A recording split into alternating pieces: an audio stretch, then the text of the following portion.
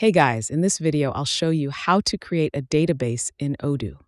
All right, so let's begin with the video.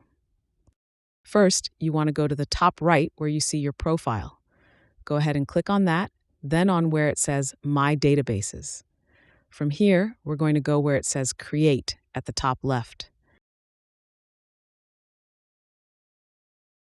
Then you can choose the apps that you would like to add to your database. I'm going to choose the website and click on where it says Continue.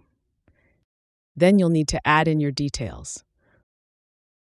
Once you entered your details, click on Start Now, and it'll say Welcome to Odoo.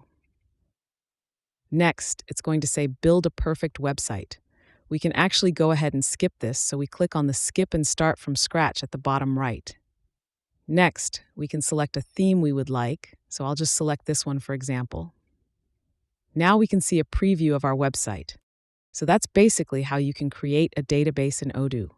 If you find this helpful, consider subscribing and giving this a big thumbs up. Thanks.